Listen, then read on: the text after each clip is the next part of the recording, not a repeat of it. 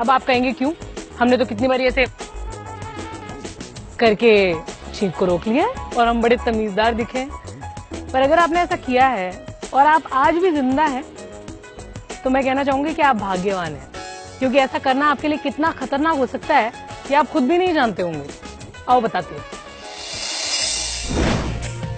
छींक आने पर आपके शरीर के अंदर की हवा की रफ्तार पता है कितनी होती है? 100 मील प्रति घंटा, और कई बार इससे भी ज्यादा होती है। अब सोचिए कि इतनी तेज रफ्तार को आप रोकने की कोशिश करके कितनी भारी गलती करते हैं। सर्दी खांसी होना बहुत आम चीज है। मौसम बदला नहीं कि नाक पनीली महसूस होने लगती है, फिर चीखते चीखते जान आफत में आ जाती है। सबके साथ यही होता है। कई बार आप जब लोगों के बीच होते हैं तो नाक दबाकर, मुंह दबाकर छींक को रोक लेते हैं, ज्यादा तमीजदार बनने की कोशिश करते हैं ना। अगर आपको भी ऐसा करने की आदत है तो मैं बता दूं, इसे छोड़ दीजिए। कहीं आपके साथ भी वैसा ना हो जाए जैसा एक 34 साल के आदमी के साथ हुआ। उसे छींक आ रही थी, इसे रोकने के लिए उसने नाक पकड़ी, मुंह बंद किया और छींक को रोक लिया। छींक को बाहर निकलने की जगह ही नहीं मिली।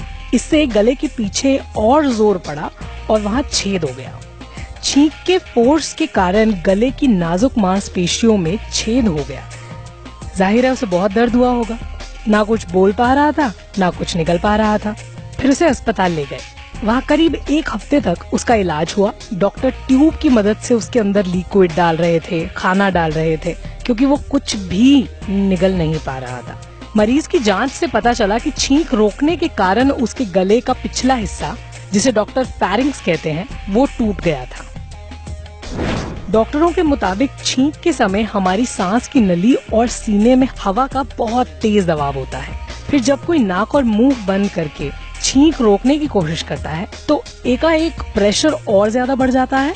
शरीर के इस हिस्से में मांसपेशियां वन वे टाइप की होती हैं, क्योंकि इनका काम बस हमारे खाए पिए को निगलने में मदद करना होता है। ऐसे में जब हवा का दबाव बढ़ता है और उसे बाहर निकलने की जगह नहीं मिलती तो मांसपेशियों में छेद होने का खतरा पैदा हो जाता है। तो नाक के छेद को ढककर और मुंह बंद कर छींक रोकने की कोशिश नहीं करनी चाहिए। इससे बहुत गंभीर दिक्कतें हो सकती हैं, जैसे कि मैंने आपको बता दिया। फेफड़ों के पास की जगह में हवा फंस सकती है, यहाँ तक कि दिमाग में खून ले जाने वाली नसें भी फट सकती हैं।